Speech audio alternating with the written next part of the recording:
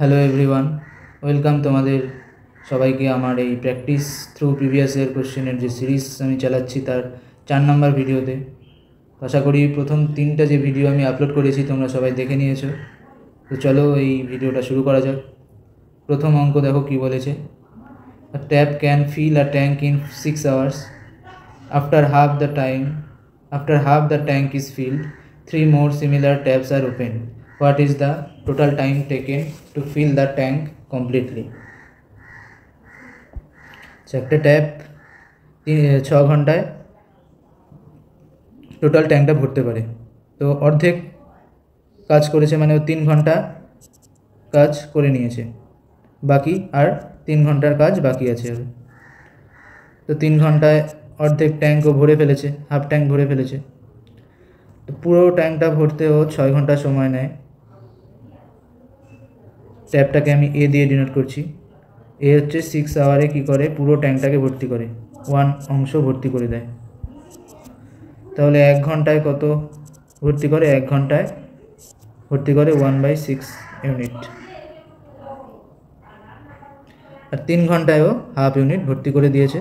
এবার বাকি হাফ যেটা ট্যাঙ্কের ক্যাপাসিটি, বাকি হাফ যেটা বাকি আছে সেটা ভর্তি করার জন্য আরও 3টা ট্যাপ খুলে দেওয়া হয়েছে, সিমিলার ট্যাপ, মানে টোটাল 4টা ট্যাপ ভর্তি করেছে। তো একটা ট্যাপ 1 ঘন্টায় 1/6 ইউনিট ভর্তি করে, তাহলে 4টা ট্যাপ 1 ঘন্টায় কত ইউনিট ভর্তি করবে? 4/6 ইউনিট।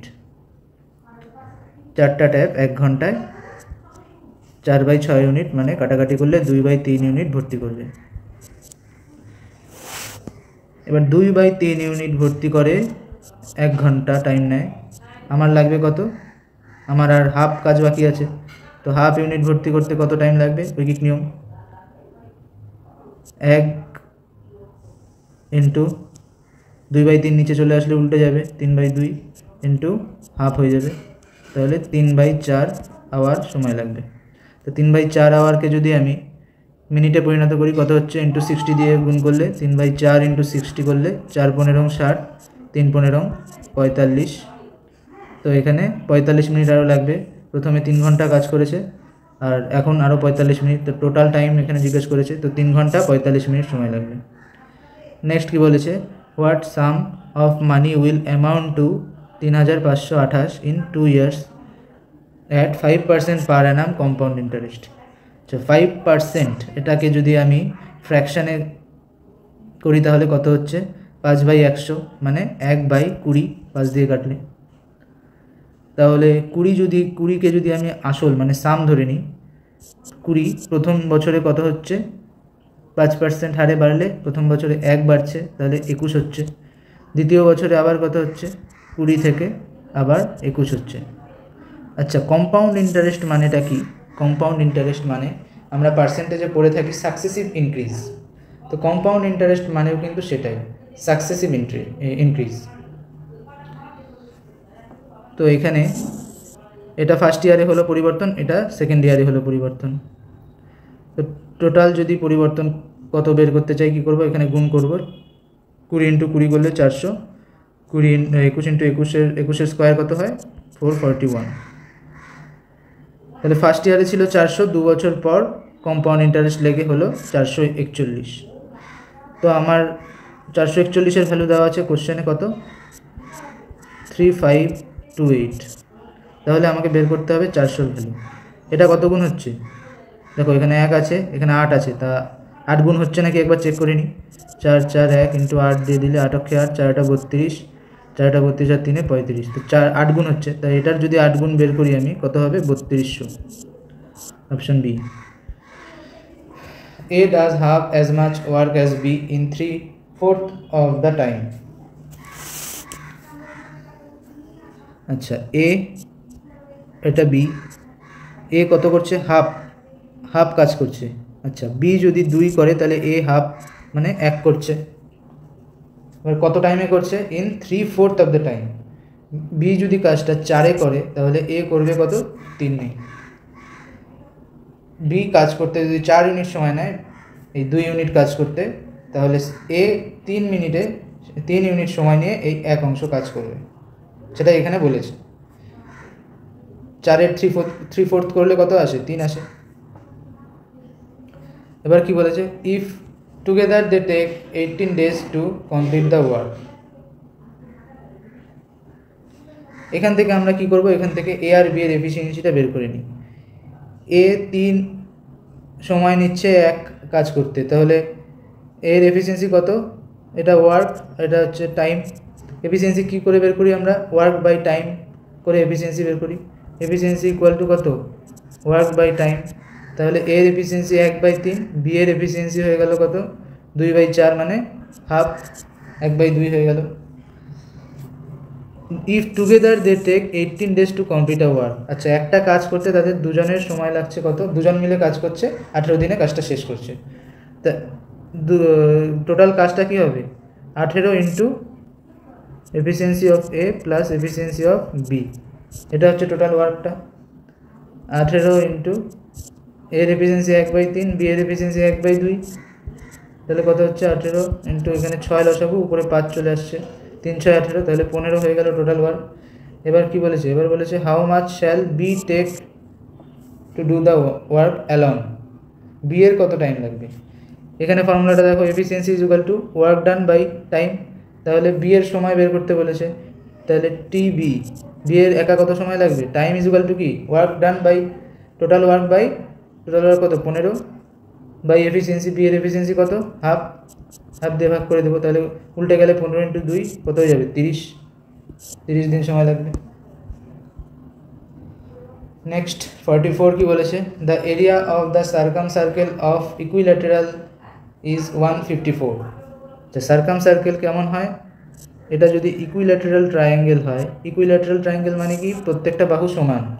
তাহলে সার্কাম সার্কেল মানে বাইরের দিক দিয়ে যে সার্কেলটা আছে, ইকুইল্যাটারাল ট্রায়াঙ্গেলের বাইরের দিক দিয়ে, প্রত্যেকটা শীর্ষকে টাচ করবে কিন্তু বাইরের দিক দিয়ে থাকবে, আচ্ছা তাকে কি বলবো? Circum circle.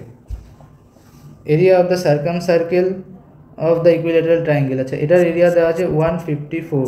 The length of the longest side, longest side আবার কি? ট্রায়াঙ্গেলের, ইকুইল্যাটারাল ট্রায়াঙ্গেলের সবগুলো সাইডই সমান, তো এটা তোমাদের কিন্তু একটা ট্রিক করার জন্য এটা দিয়েছে লংগেস্ট সাইড। তো এবার ধরে নিই সার্কাম সার্কেলের পয়েন্টটা এখানে আছে, তো এটা তাহলে কি হয়ে যাবে? সার্কাম সার্কেলের রেডিয়াস হয়ে যাবে। এটা যদি আর একটু আগিয়ে দিই এখানে, তাহলে এটা আমি টোটালটা কি? হাইট পেয়ে যাব। আচ্ছা, ইকুইল্যাটারাল ট্রায়াঙ্গেলের ক্ষেত্রে এই যে পয়েন্টটা, এই পয়েন্টটা কিন্তু অনেকগুলো পয়েন্টকে ডিনোট করে, যেমন অর্থ সেন্টারও এটাই হবে, সার্কাম সেন্টারও এটাই হবে, ইন সেন্টারও এটাই হবে, শুধু ইকুইল্যাটারাল ট্রায়াঙ্গেল ক্ষেত্রে এটা হয়। তো এই পয়েন্টটা ইকুইল্যাটারাল ট্রায়াঙ্গেলের হাইটকে কি অনুপাতে ডিভাইড করে? 2:1 অনুপাতে ডিভাইড করে। তাহলে এটা বলে রাখলাম, এটা এখানে কাজে লাগবে সেই জন্য। তো প্রথমে কি বলেছে? প্রথমে বলেছে এটার এরিয়া 154 বলে দিয়েছে। এইটা এরিয়ার ফর্মুলা কি? Pi r square. সার্কেলের এরিয়ার formula pi r square is equal to 154। পাই হচ্ছে 22/7 into r square is equal to 154। 22 দিয়ে দিলে এটা কতবার যাবে? 7 বার যাবে। আর square is equal to 7 into 7, এই 7টা ওই পাশে চলে গেল, তাহলে আর ইকুয়াল টু কত হয়ে গেল? √7 7 হয়ে যাবে। প্লাস মাইনাস 7 হয় রুট করলে, কিন্তু এখানে -7 তো হবে না, তাই +7 নিয়ে নিলাম আর এর ভ্যালু। এবার আমাকে কি বের করতে বলেছে? লংগেস্ট সাইড বের করতে বলেছে। আচ্ছা, এইটুকু যদি 7 হয় তাহলে টোটাল ইকুইল্যাটারাল ট্রায়াঙ্গেলের হাইটটা কত হবে?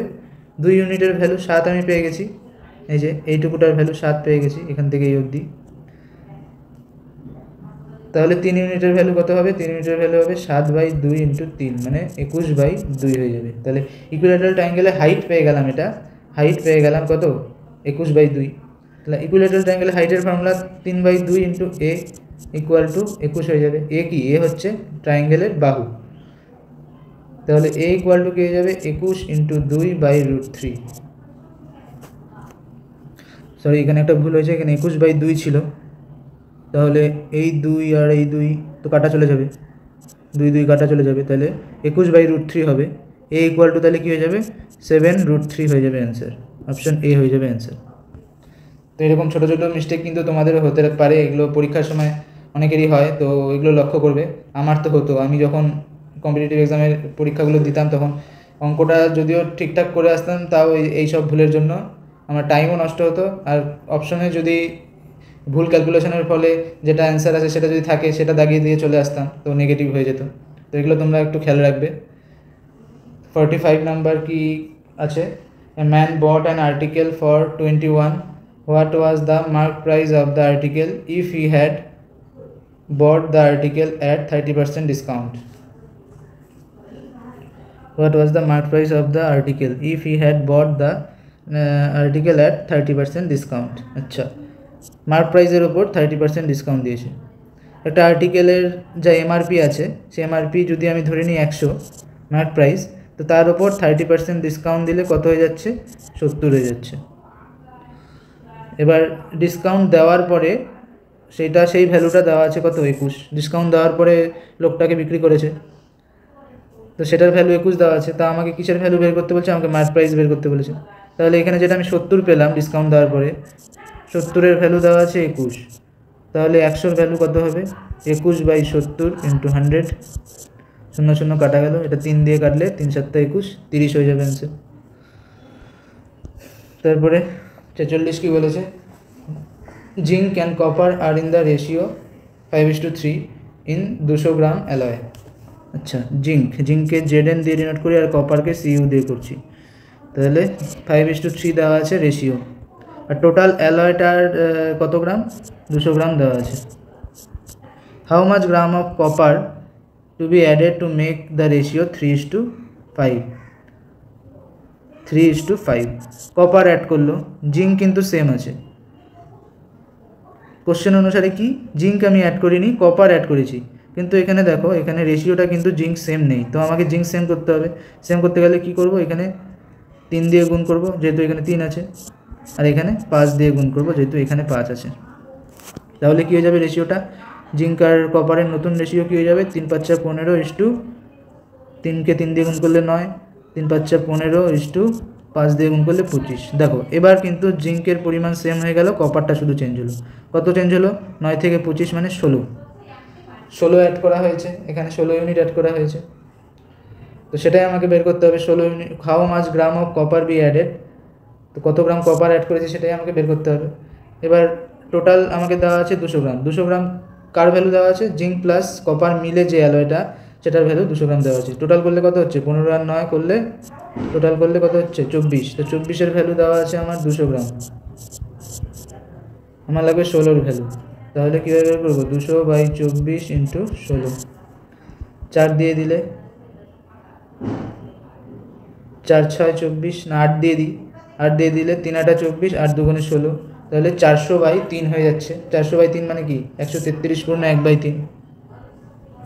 Next 47, if the simple interest on a sum of money for 2 years at 5% per annum is 50, what is the compound interest on the same sum at the same rate and for the same time? আচ্ছা, simple interest হচ্ছে 2 বছরে কত হচ্ছে? 50 first second, total interest কত পাচ্ছে? 50। Simple ইন্টারেস্টের ক্ষেত্রে কি হয়? প্রথম বছর দ্বিতীয় বছর প্রত্যেক বছর ইন্টারেস্টের পরিমাণটা কি সেম থাকে। তাহলে প্রথম বছরও 25 পেয়েছে, সেকেন্ড বছরও 25 পেয়েছে, টোটাল করে কত হয়েছে? টোটাল করে হয়েছে 50। এবার কম্পাউন্ড ইন্টারেস্টের ক্ষেত্রে কি হয়? যে সামটা থাকে তার উপরে ইন্টারেস্ট লেগে এই 25 হয়েছে।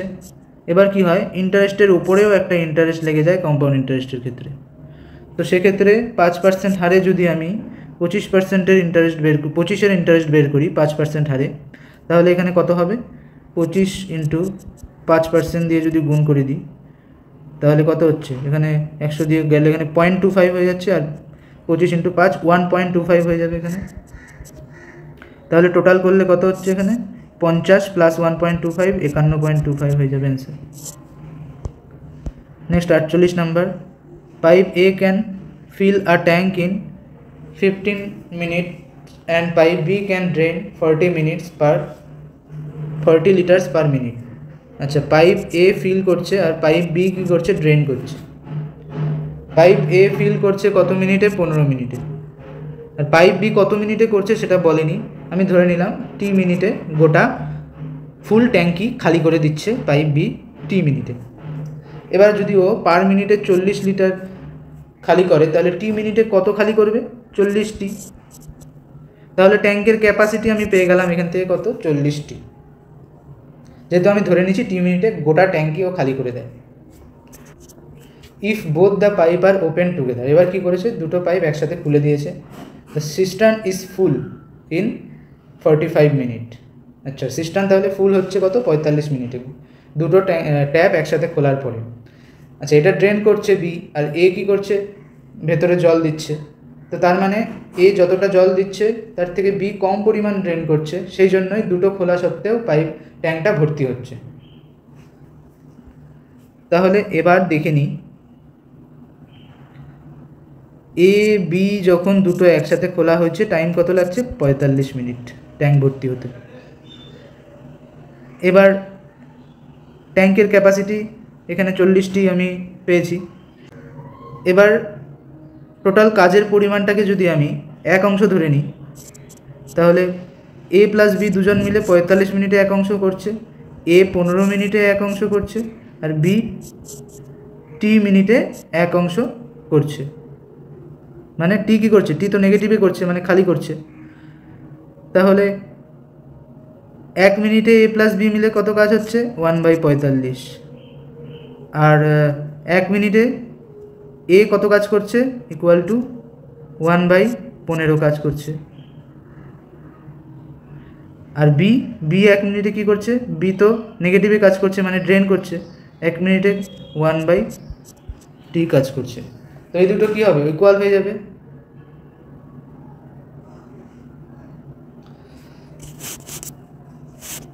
তো এটা যদি আমি সলভ করি কী হবে? 1/t-কে এই পাশে নিয়ে আসলাম, 1/15 এদিকে চলে গেল, 1/45 এদিকে চলে গেল। তাহলে 45 লসাগু 3 - 1 ইকুয়াল টু 2/45। তাহলে টি এর ভ্যালু কত হয়ে গেল? 45/2। এবার টি এর ভ্যালু যদি এখানে আমি বসিয়ে দিই তাহলে আমি ট্যাঙ্কের ক্যাপাসিটি পেয়ে যাব, সেটাই আমাকে বের করতে বলেছে। 40 × 45/2 20, তাহলে 900 লিটার হয়ে যাবে অ্যান্সার। এবার 49 কি বলেছে? Saurima ranks 8th in a class of 35 student. What is his rank from the last? আচ্ছা, ক্লাসে 35 জন স্টুডেন্ট আছে, 1 2 3 এরকম করতে করতে সৌরিমা আছে 8th পজিশনে, তারপর 32 33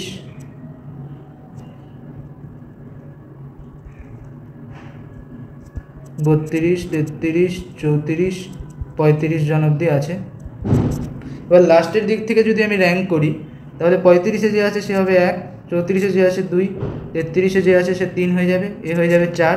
তো এরকম করতে করতে ফার্স্টে যে আছে সে কত হয়ে যাবে? 35 হয়ে যাবে, সেকেন্ডে যে আছে সে 34 হয়ে যাবে, থার্ডে যে আছে সে কী হয়ে যাবে? 33 হয়ে যাবে। এবার দেখো, এই দুটোর যদি আমি যোগফল করি কত হচ্ছে? 36। এই দুটোর যদি যোগফল করি তাহলে কত হচ্ছে? 36। এখানে দেখো 35 + 1 36, এখানেও 36, এখানেও 36, এখানেও 36। তাহলে এইখানেও কী হবে? 36 হবে। তাহলে 36-এর থেকে যদি 8 আমি মাইনাস করি কত হয়ে যাবে? এখানে 28 র্যাঙ্ক হয়ে যাবে। তো লাস্টের দিক থেকে সৌরিমার র্যাঙ্ক কত হয়ে যাবে? 18th। বোঝাতে পারলাম?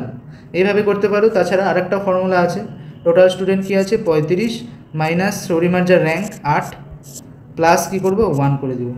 তাহলে কী যাবে? 35 - 8 করলে 27 + 1 = 28 হয়ে যাবে। A certain sum of money at a certain rate of simple interest becomes double in 5 years. It will become 4 times in. আচ্ছা, এখানে সিম্পল ইন্টারেস্টে কাজ হচ্ছে। ধরলাম 100 টাকা, 100 টাকা ও সিম্পল ইন্টারেস্টে রেখেছে 5 বছর ধরে। তাহলে কত হলো? 5 বছরে ডবল হয়ে গেছে, মানে 200। 5 বছরে তাহলে ইন্টারেস্ট কত পেয়েছে? 100। 100 ইন্টারেস্ট প্লাস সাম 100, দুটো মিলে কত হলো? 200। তাহলে এবার কি বলেছে? এবার 4 টাইম হয়ে যাবে কত সময়? 4 টাইম মানে এখানে 400 হতে হবে। 400 হতে গেলে ইন্টারেস্ট কত? 300 টাকা পেতে হবে। এবার 5 বছরে ও ইন্টারেস্ট পাচ্ছে 100 টাকা, 5 বছরে পাচ্ছে 100 টাকা। তাহলে 300 টাকা ইন্টারেস্ট পেতে গেলে কত বছর সময় লাগবে? এখানে 3 গুণ হচ্ছে টাকাটা, এখানে 3 গুণ হবে, তাহলে 3 × 5 = 15 ইয়ার সময় লাগবে। 51 কি বলেছে, the external diameter of a conical cornet made of thermocol in 21 centimeter in length, made of thermocol is 21 centimeter. So external diameter of a conical cornet দেওয়া আছে কত, এটা দেওয়া আছে কত, আচ্ছা ডায়ামিটার দেওয়া আছে এটা, তাহলে রেডিয়াস কত হবে 21/2. To wrap the outer surface of the cornet with foil, foil দিয়ে আউটার সারফেসটা র্যাপ করব কর্নেটের, তাহলে কোনটা আউটার সারফেস, এই পার্টটা র্যাপ করব, এই পার্টটা র্যাপ করতে এক্সপেন্ডিচার কত লেগেছে 57.75 টাকা, আর পার সেমি স্কোয়ারের রেট হচ্ছে পার সেমি স্কোয়ারে 10 পয়সা করে লেগেছে। তাহলে কি বলেছে, হাইট অফ দ্য কর্নেট বের করতে বলেছে। আচ্ছা এক্সটার্নাল সারফেস ফর্মুলা কি, পাই আর এল, টোটাল এই সারফেসটার পাই আর এল কত টাকা করে লেগেছে ইন্টু 10 পয়সা, টোটাল খরচা কত হয়েছে, টোটাল খরচা হয়েছে, তো এটাকেও যদি পয়সায় পরিণত করি তাহলে 5 7 7 5 100 দিয়ে গুণ করে দিলাম টাকাকে পয়সায় পরিণত করতে। এবার পাই আমার কত 22/7 ইন্টু আর কত, আর হচ্ছে 21/2 ইন্টু এল, এল দেখো কোনো কোণের এল কীভাবে বের হয়, এল মানে হচ্ছে তির্যক উচ্চতা, এর আগে অনেকগুলো অঙ্ক করেছি, সেখান থেকে এল এর মান আমরা বের করেছি কীভাবে, এটা এইচ যদি হয় এটা যদি আর হয়, তাহলে এল পাইথাগোরাসের উপপাদ্য ইউজ করলে এইচ এর স্কোয়ার প্লাস আর স্কোয়ার, আর কত 21/2 এর স্কোয়ার ইজ ইকুয়াল টু 57.75। এবার কাটাকাটি করি, এখানে 2 দিয়ে দিলে এখানে 11 হয়ে যাবে, 11 দিয়ে এটাকে 7 দিয়ে কাটলে এখানে 3 হয়ে যাবে, এবার 11 দিয়ে যদি কাটি এই পাশে এটাকে কত হচ্ছে 5 দিয়ে দিলে 55, 2 দিয়ে দিবে আবার 5 দিয়ে যাবে, 3 দিয়ে যদি কাটি কত হচ্ছে 3 অক্ষে 3, 3 7 21, 3 5 15, তাহলে 175 হয়ে গেল।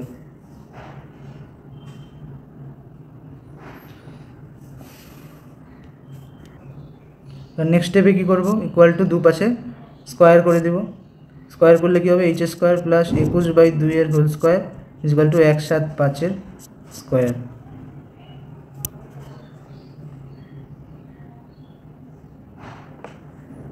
এবার এইচ এর স্কোয়ার ইকুয়াল টু 175 এর স্কোয়ার মাইনাস 21/2 এর স্কোয়ার। তো এবার এটাকে সলভ করতে হবে।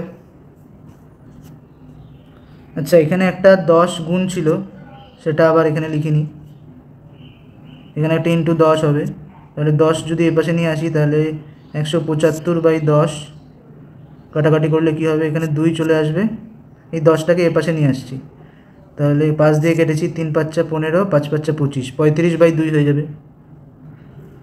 সেই জায়গাটা আরেকবার করি, এখানে ইন্টু একটা 10 ছিল, সেটা দিয়ে যদি আমি কাটি এখানে 2 পড়ে থাকবে, আর এখানে কী থাকবে, এখানে 3 5 15, 5 5 25, 35, 5 দিয়ে কেটেছি, তারপর 2টাকে আমি এ পাশে যদি নিয়ে আসি তাহলে 35/2 হয়ে যাবে।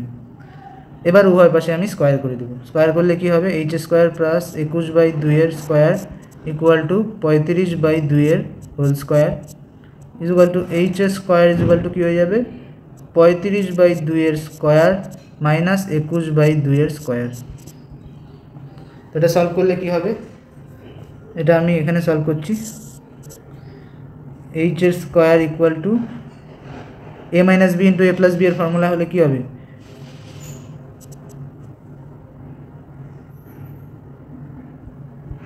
H square is equal to 35/2 minus 21/2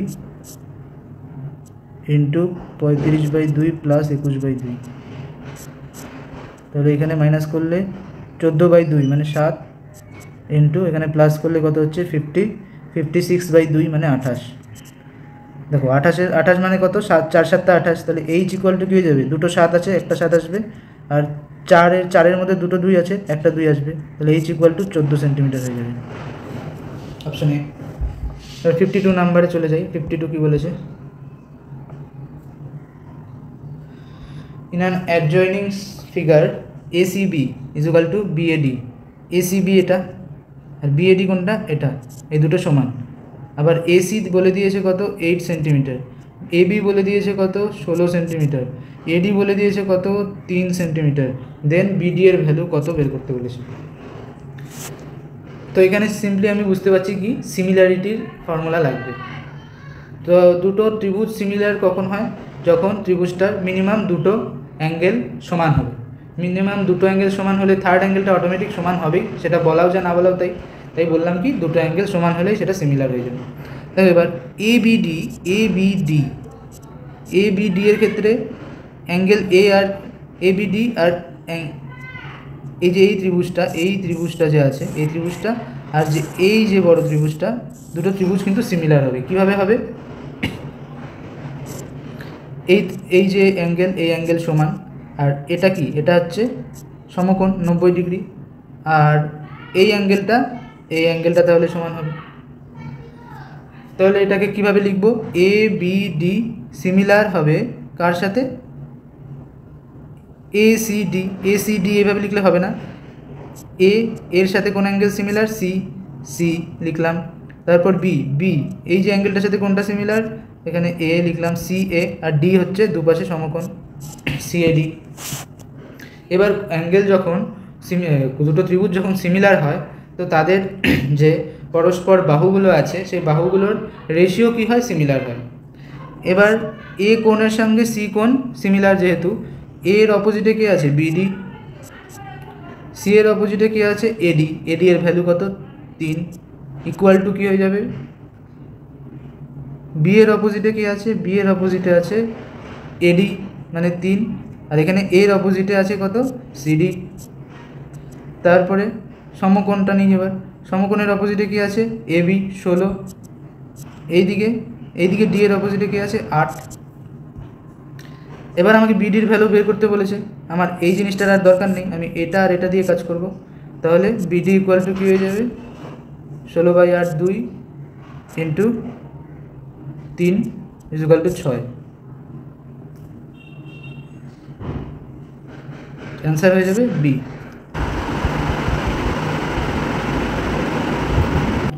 Two boats A and B start towards each other from two places 108 কিমি অ্যাপার্ট। এখান থেকে এ বোট যাচ্ছে, এখান থেকে বি বোট যাচ্ছে, দুটোর মধ্যে ডিস্টেন্স কত 108 কিমি। Speed of the boat A and B in still water বলে দিয়েছে কত, এটার 12 কিমি আর এটার 15 কিমি per hour. If A proceed down and B up the stream, মানে এ ডাউন স্ট্রিমে যাচ্ছে মানে স্রোতের অভিমুখে, আর বি যাচ্ছে আপ স্ট্রিমে মানে স্রোতের বিপরীত মুখে। দে উইল মিট আফটার, তারা কতক্ষণ পরে মিট করবে। আচ্ছা, এ যেহেতু স্রোতের দিকে যাচ্ছে তাহলে এর ডাউন স্ট্রিমের স্পিড কত হবে 12 প্লাস এস ধরে নিলাম আমি স্ট্রিমের স্পিড। আর এক্ষেত্রে বি এর ক্ষেত্রে কি হচ্ছে আপ স্ট্রিমে যাচ্ছে, আপ স্ট্রিমের ক্ষেত্রে কি হবে, আপ স্ট্রিমের ক্ষেত্রে স্পিড 15 মাইনাস কী হবে স্ট্রিমের স্পিড 15 মাইনাস এস। এবার দেখো দুটো বিপরীত দিকে আসছে, তাহলে তাদের রেজাল্ট্যান্ট স্পিড কত হবে, এ আর বি এর দুটো যেহেতু বিপরীত দিকে আসছে তাহলে তাদের রেজাল্ট্যান্ট স্পিড যোগ হয়ে যাবে, যোগ করলে এস আর এস তো কাটাকাটি চলে যাবে, 12 প্লাস 15 27 হয়ে যাবে। তো এক্ষেত্রে এস স্টিমের যে স্পিডটা সেটা কোনো কাজেই লাগবে না, না ধরলেও হতো, কিন্তু তোমাদের বোঝানোর জন্য আমি ধরলাম যাতে কনসেপ্টে ভুল না হয়। এবার দেখো, এবার তোমরা বলতে পারো এই ক্ষেত্রে আপ স্ট্রিমের ক্ষেত্রে কী হয়, স্রোতের যেটা গতিবেগ স্রোতের অভিমুখ আর বোটের অভিমুখ দুটো বিপরীত দিকে থাকে, সেজন্য কী হয়ে যায় মাইনাস হয়ে যায়। এবার এখানে বোট আর দুটো বোটের অভিমুখ বিপরীত দিকে হওয়া সত্ত্বেও প্লাস হয়ে গেল কেন, এটা মাথায় আসতেই পারে। এবার দেখো বোঝো ব্যাপারটা, নৌকাটা কিসের উপর দিয়ে যাচ্ছে, জলের উপর দিয়ে যাচ্ছে। এবার জলের স্পিডটা এখানে কনসিডার করা হয়েছে, মানে নৌকাটা যে মাধ্যমে যাচ্ছে সেই মাধ্যমেরও আবার একটা আলাদা স্পিড আছে, সেই জন্য এখানে আপস্ট্রিমের ক্ষেত্রে মাইনাস করা হয়েছে। এক্ষেত্রে কিন্তু দুটো আলাদা বডি, এক্ষেত্রে দুটো আলাদা বডি দুটো অপোজিট দিক থেকে আসছে, সেই জন্য এদের স্পিডটা প্লাস করা হয়েছে, এটা কিন্তু এখানে বোঝার ব্যাপার আছে।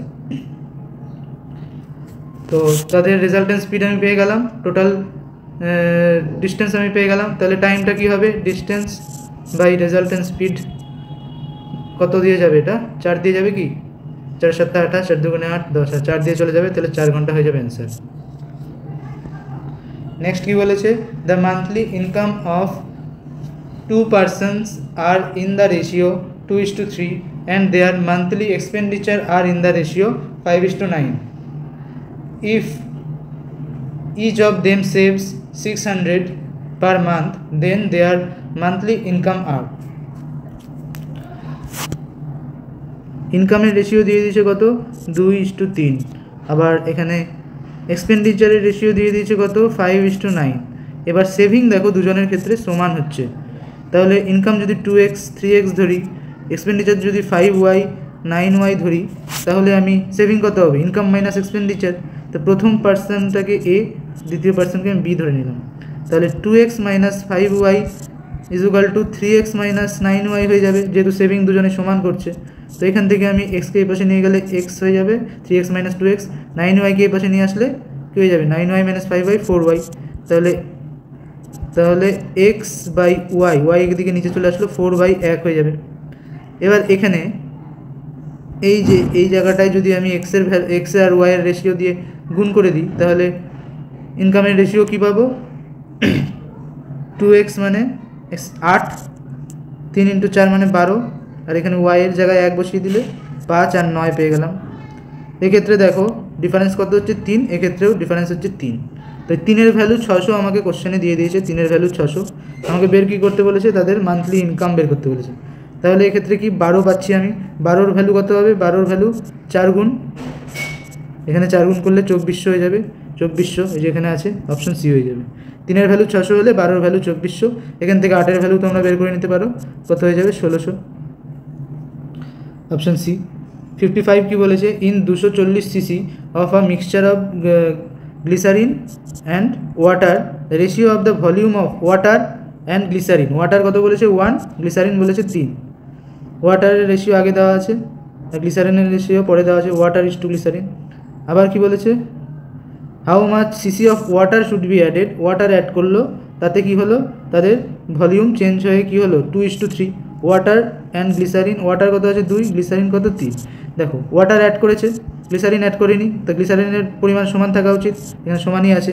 তাহলে কোশ্চেন অনুসারে এখানে 1 ইউনিট অ্যাড করেছে, কোশ্চেন অনুসারে সেটা আমাকে কত বলেনি, কিন্তু সেটা বের করতে বলেছে। টোটালটা আমাকে দিয়ে দিয়েছে, টোটাল এখানে আগে কত ছিল 3 আর 1 মিলে কত হচ্ছে 4 ইউনিট, তো 4 ইউনিটের ভ্যালু 240 দেওয়া আছে, 4 ইউনিটের ভ্যালু 240, আমার লাগবে 1 ইউনিটের ভ্যালু 60, অপশনে। নেক্সট কি বলেছে, 10,000 is borrowed in 20% per Anam interest compounded half yearly. আচ্ছা, এখানে 20% পার অ্যানাম দিয়ে দিয়েছে ইন্টারেস্ট, আর কম্পাউন্ড হাফ ইয়ারলি হচ্ছে, মানে 1 বছরে 2 বার লাগছে। অ্যামাউন্ট রিপেয়েবল ইন 1 বছর পরে কত অ্যামাউন্ট হবে সেটা আমাকে বের করতে বলেছে। কম্পাউন্ডেড যখন হাফ ইয়ারলি হবে, 1 বছরের ইন্টারেস্ট আমার 20% দিয়ে দিয়েছে, তাহলে হাফ ইয়ারলি হলে ইন্টারেস্ট হাফ হয়ে যাবে, ইন্টারেস্ট 10% হয়ে যাবে। তো প্রথম পার্টে 10,000-এর 10% কত হবে 1,000 টাকা, আবার সেকেন্ড টাইম আবার 10,000-এর 10% কত হয়ে যাবে, আবার 1,000 টাকা হয়ে যাবে। এবার কম্পাউন্ডের ক্ষেত্রে কি হয়, ইন্টারেস্ট, সুদের উপর সুদ লাগে, তাহলে 1000-এর 10% কত হয়ে যাবে 100 টাকা। তো টোটাল কত হলো, টোটাল 2100 টাকা। তাহলে টোটাল অ্যামাউন্ট রিপেয়েবল কত হয়ে গেল, সাম ছিল কত 10,000 প্লাস 2100, 12,100 টাকা হয়ে গেল। তো আজকের এই অবধি থাক, আবার নেক্সট ভিডিওতে দেখা হবে। আশা করি তোমাদের ভিডিওগুলো খুব ভালো লাগছে, কমেন্টে জানাবে নিশ্চয়ই কেমন লাগছে তোমাদের ভিডিওগুলো। তো ধন্যবাদ।